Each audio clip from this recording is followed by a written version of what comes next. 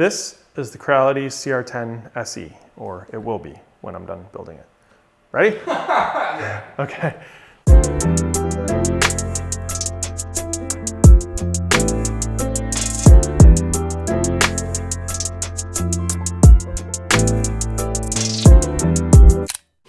So inside the package, there's kind of a couple foam trays, and we'll kind of unbox the pieces from here. We've got a manual and stickers.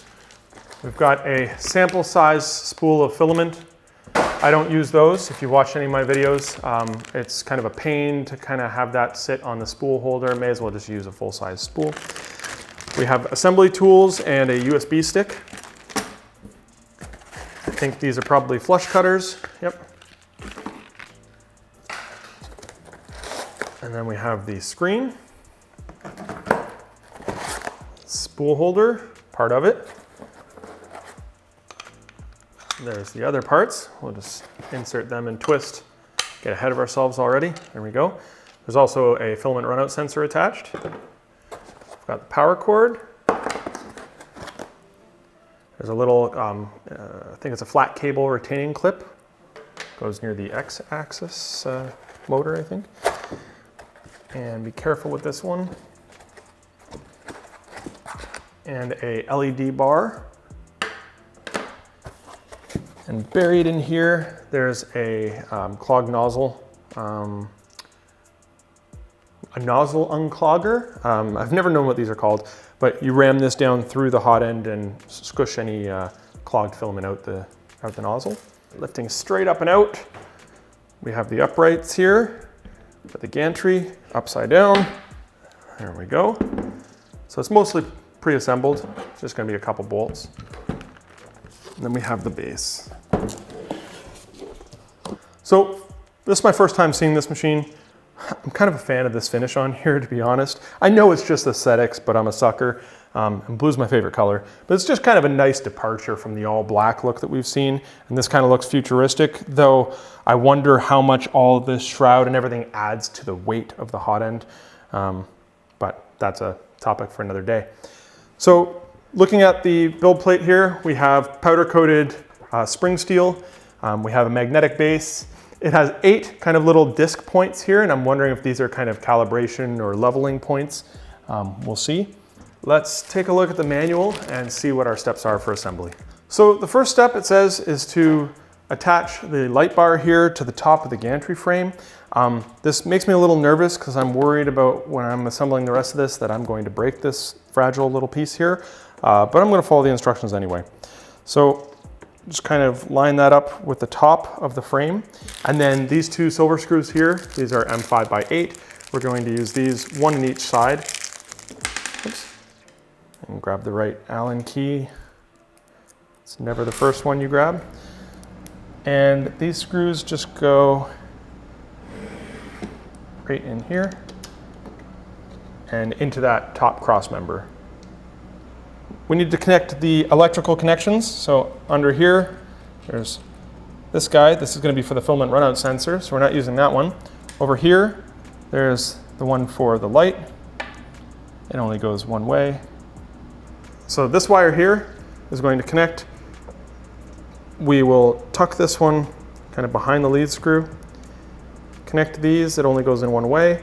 And then with this extra slack, we can kind of tuck it underneath this little cover here. So this little pre-installed, they call it sealing tape. We can flip this open, tuck the extra wire up in there. And so then next step here is just to install this onto the base, like that. So there's little cutouts in this top plate here where these sit in. And then, as we've done many times in the past, we have to bolt in from underneath. So I'll just slide this off the edge of the table here and then get, whoop, careful with that, get these long M5 bolts. There's 4 of them, 2 for each side, and bolt up through the bottom into the upright here. Next step is we're going to install the screen. Just going to take that off. And the screen slides, which direction? Slides off of here in one of these directions. There we go. So it's got these 2 little keyholes, so it just slides down like that. So pop this off. And the bracket here connects onto the side of the printer. So if you're facing the front of the printer, it's the right-hand side. And you can see there's 3 holes here and 3 holes here. And we'll take these silver M4 bolts and bolt through those and into the side of the printer. Okay, so I got that bracket attached, and I'm just going to install the connector on the back and then slide this down like that. Make sure, there you go. And now we have a screen. So the next step is to install the spool holder, or as they call it, the material rack assembly. And so this just kind of clicks onto the front here. So if you lean it forward, watch out for the filament runout sensor here, lean it forward, and then, oops, just angle it back like that. Make sure you're not pinching the wire for the filament runout sensor. There we go, like that. So you'll notice that it's not centered, and that's because the cable here is restricted by that cover that we hid some wires under earlier, and this cable doesn't quite reach the filament runout sensor there. So I want to center this. To do so, I could slide this cable over, but I'm kind of restricted by the light cable. So what I'm going to do is just trim this little cover and take maybe 1 centimeter or 2 off of it with a pair of snips. So even after trimming it and centering this, there still wasn't enough slack. So what I did is I took the cover right off, plugged the cable in, and then figured out how much cover I needed left, and then trimmed it again until it was just covering the wire, leaving me enough slack to reach here. There was no way to pull slack from further down here, and these wires are still not touching the lead screw or the belt or anything like that, so we should be good. Now we can move on to some of the other connectors down here. So obviously some wires come down here, and out the bottom here is the LED, it's labeled LED, and then there's another small 3-pin one here, which would be the filament runout sensor. And those are going to plug into here. So one says filament sensor and LED, which this is the expansion interface, because the last one here is a 4-pin, and that's for the motor. So the cable clip here is going to slide on, if you're facing the rear, right-hand side, but where the X-axis motor is, slides onto the bracket like that, and that helps us route some of this cable. There's even a little tag here that shows you putting this part inside the, it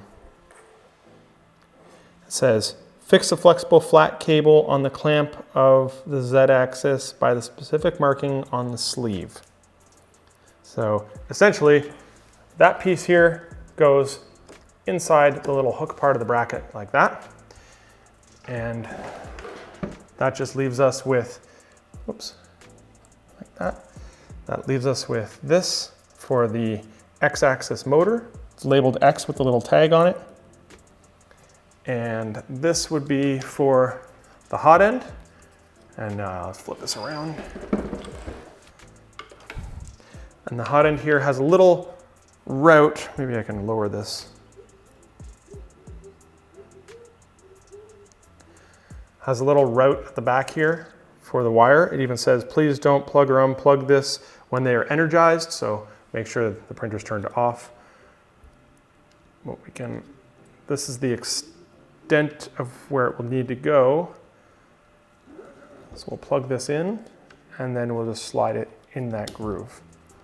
Like, a little bit tight, but the heat shrink definitely makes it a tight fit. There, like that. And so just make sure if you move it all the way to the end that there's still some slack here. It's not super taut. And obviously you can reach this side just fine. Last but not least, we have 2 Z motors. So we attached the first one here when we connected those 3 connectors. So we have one more on this side, and let's get this tape off here. This one just plugs in. So just before we fire up the machine, the last thing we're going to check is all of these V-wheels. Make sure that they're properly tensioned. So the 2 V-wheels here and here are adjustable. They have this little offset nut. And so if we put in our wrench, there we go, we can, right now this one's touching, making good contact with the V slot. This one's a little bit loose, so right here, it's spinning, and these two are freely kind of spinning. So you can grab that and figure out one direction loosens, one tightens, there we go. And you just want it to make solid contact. It doesn't have to be tight, but you want there to be no slop and solid contact with the V slot, like that. So those are done.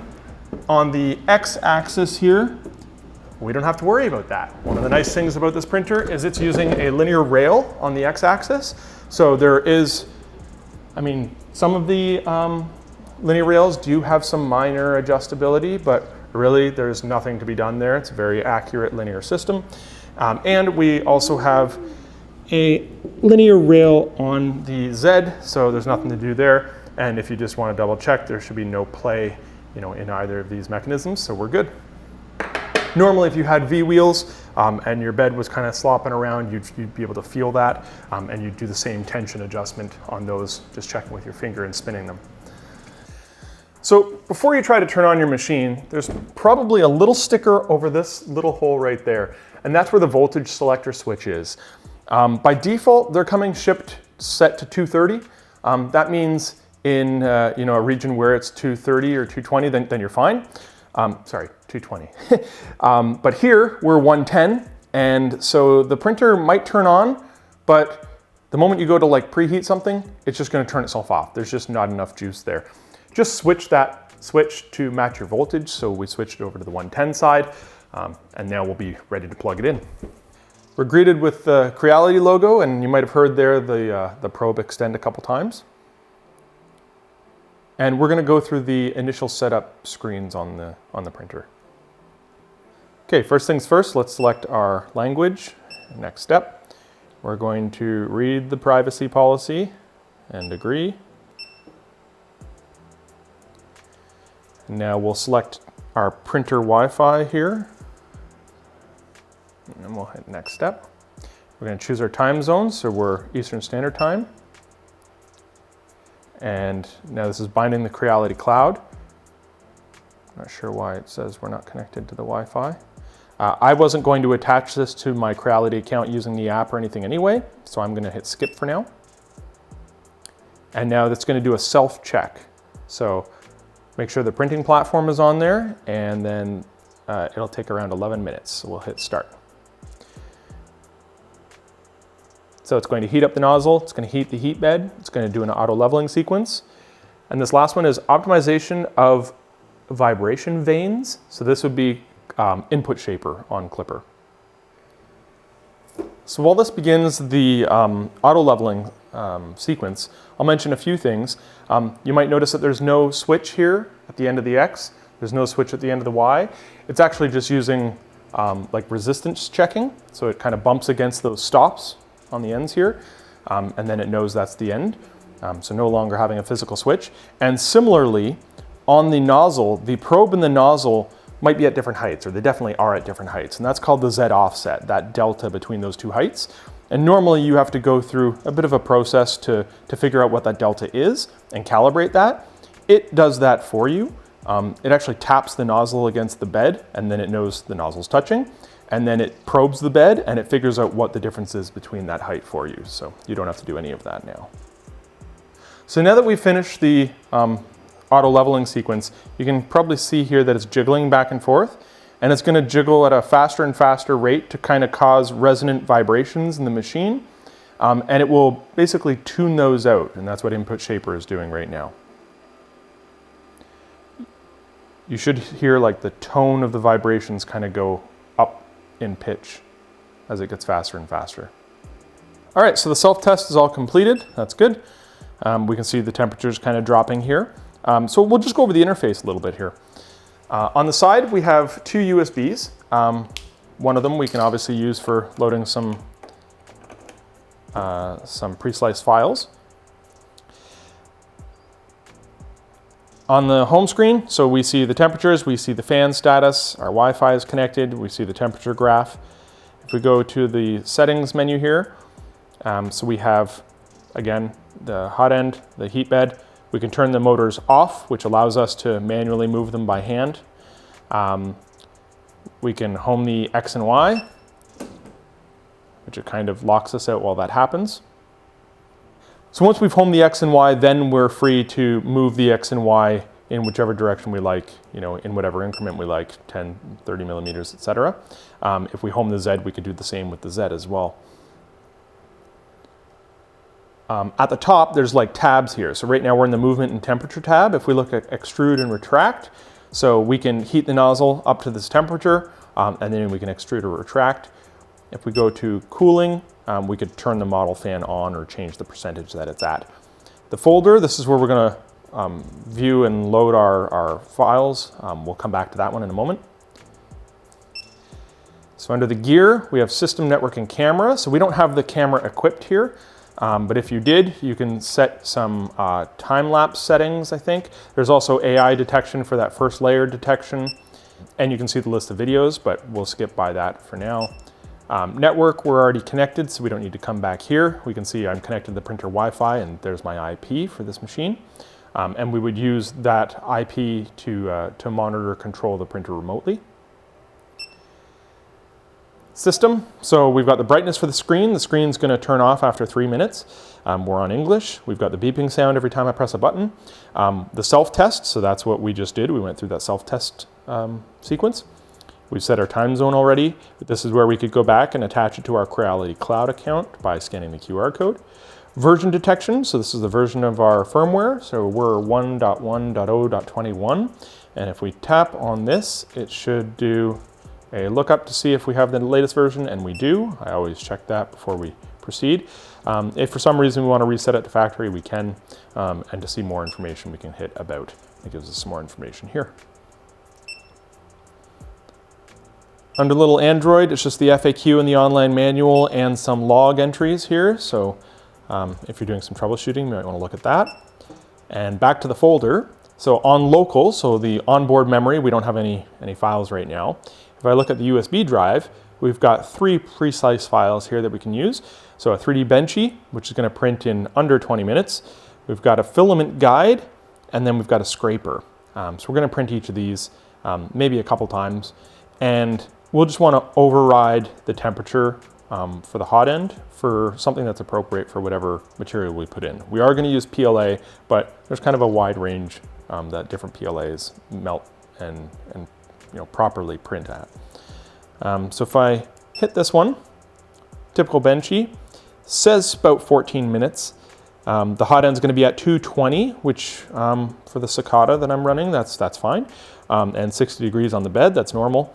I'm going to leave calibration on. I looked through the manual and I didn't see what calibration meant. I feel like that's like do the whole auto bed leveling sequence, and I want that, so I'm going to hit print. Oh, I've got to put some filament in there first, so okay, I'll ignore that for now.